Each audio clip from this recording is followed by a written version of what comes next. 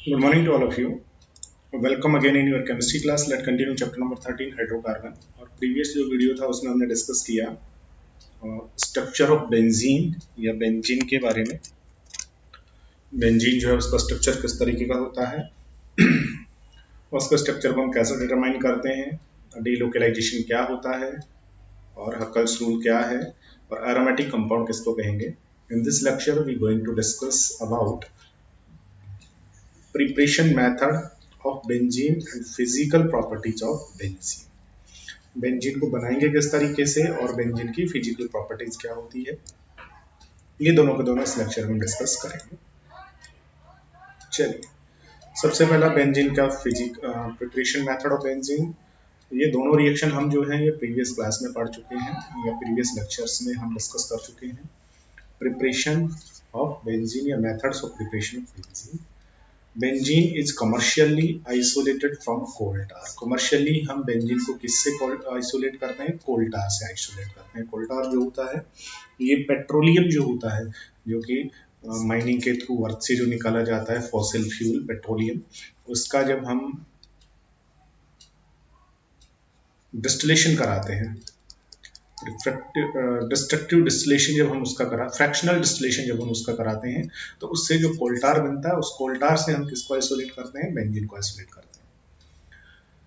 लेकिन बेंजीन को लेबोरेटरी में किस तरीके से प्रिपेयर किया जाता है? तो लेबोरेटरी जो मेथड्स है उसमें फर्स्ट देखिएगा साइक्लिक पॉलीमराइजेशन कराना है इथाइन का। ये हमने एल्काइन के अंदर पढ़ी थी, एल्काइन के अंदर रिएक्शन पढ़ी थी। अगर हम एसिटिलीन या इथाइन लेते हैं और इथाइन को हम रेड हॉट आयरन ट्यूब से पास करते हैं 873 केल्विन टेम्परेचर पर, तो जो आपका इथाइन मॉलिक्यूल होता है, एसिटिलीन जो होती है, उसका पॉलीमराइजेशन हो जाता है। पॉलीमराइजेशन होकर के किसका फॉर्मेशन होता है? बेंजीन का फॉर्मेशन होता है। नेक्स्ट सेकंड मेथड जो है that is decarboxylation of aromatic acids. जो एरोमेटिक एसिड्स होते हैं जस्ट लाइक बेंजोइक एसिड, इसका डीकार्बोक्सिलेशन करा दीजिएगा। लेकिन उसके लिए आपको ये जो बेंजोइक एसिड है, इस बेंजोइक एसिड का क्या लेना होगा? सोडियम सॉल्ट आपको लेना होगा। सोडियम सॉल्ट लेकर के उसकी रिएक्शन करानी है किसके साथ में?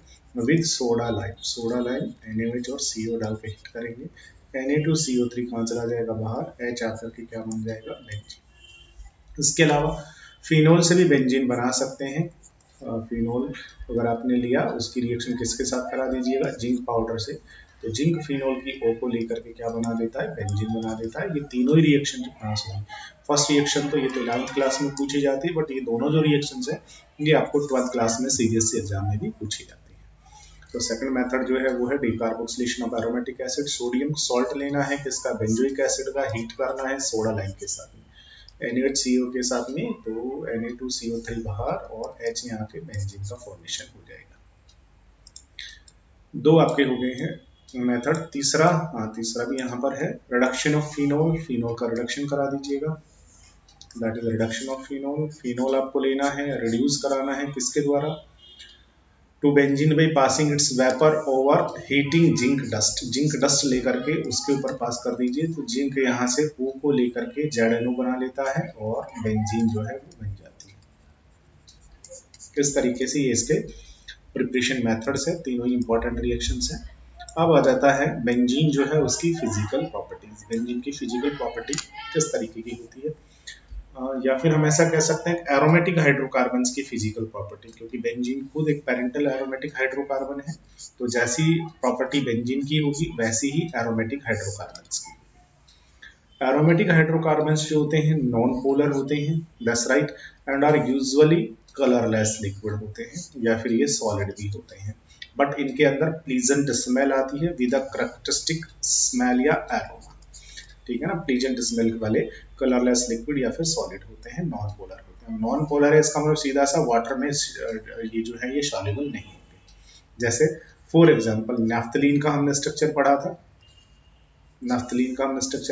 दो बेंजीन रिंग को जब हमने इस तरीके से जोड़ दिया था, ठीक है, तो किसका फॉर्मेशन हो गया था? नैफ्थलीन का।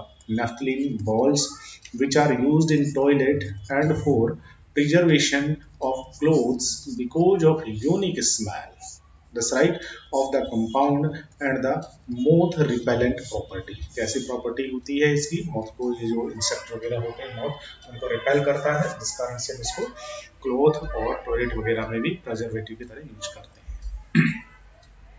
Aromatic hydrocarbons are immiscible with water, water में डिजोल्व नहीं होंगे क्योंकि नॉन पोलर होते हैं, बट किसमें डिजोल्व हो जाएंगे, but are readily miscible with organic जो सॉल्वेंट होते हैं, like carbon tetrachloride, carbon disulphide, ठीक है ना, इनके अंदर ये इजीली रेडिली सॉल्युबल हो जाते हैं।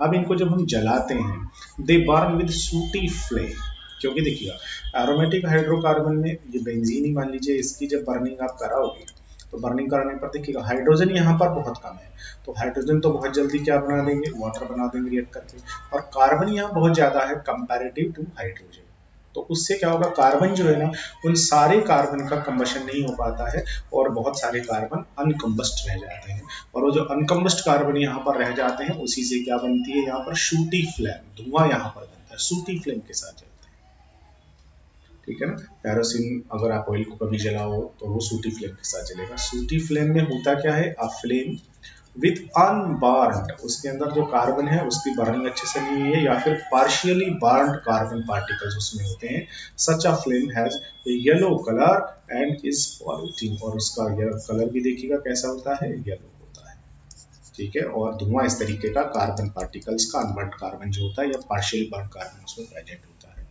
येलो फ्लेम होती है और धुआं यहाँ से निकलता है, that's right, that is the सूटी फ्लेम। आप कभी अपने एलपीजी गैस को, रसोई में जो गैस होती है हमारी, उसको आप जलाएंगे तो देखिएगा कैसे फ्लेम होती है, ब्लू फ्लेम निकलती है, ब्लू फ्लेम, दैट्स राइट, और वहां पर धुआं नहीं निकलता है इस तरीके का, कार्बन पार्टिकल्स नहीं होते हैं, क्योंकि जो हमारी सीएनजी होती है उसमें नॉर्मली CH4 जलता है, CH4 में एक ही कार्बन है, तो ये कंप्लीटली कंबस्ट हो जाता है, जिससे यहाँ पर कार्बन या अनबर्न्ड जो कार्बन पार्टिकल्स है वो नहीं बनते हैं, तो वो क्लियर फ्लेम के साथ बर्न होते हैं, बट एरोमेटिक जो हाइड्रोकार्बन्स होते हैं वो सूटी फ्लेम के साथ बर्न होते हैं। ये चीज़ हमें प्रैक्टिकल में भी करनी होती है, प्रैक्टिकल केमिस्ट्री के प्रैक्टिकल में आपको आइडेंटिफाई करना पड़ता है कि आपको कोई भी, मैं एक ऑर्गेनिक कंपाउंड दे दूँ, कोई भी बोतल है, उस बोतल से एक मैंने कंपाउंड निकाला और निकाल के मैंने आपको दिया, और मैं कहूँ कि बताओ टेस्ट करके इट इज़ एरोमेटिक या नॉन एरोमेटिक, कैसा है ये, एरोमेटिक है या नॉन एरोमेटिक है, इट मीन्स एलिफेटिक है, नॉन एरोमेटिक, तो आप कैसे बताएंगे ये एरोमेटिक या नॉन एरोमेटिक है,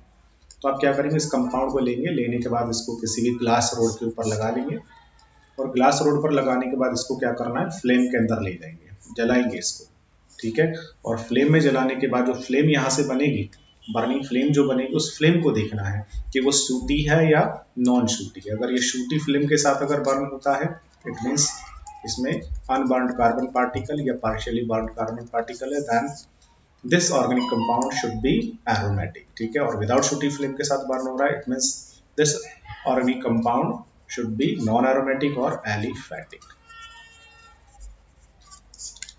ओके। चलिए, ये हुई फिजिकल प्रॉपर्टी और साथ में मेथड ऑफ प्रिपरेशन, उसके बाद में हम पढ़ेंगे इसकी केमिकल प्रॉपर्टीज नेक्स्ट वीडियो के अंदर। Thank you to all of you.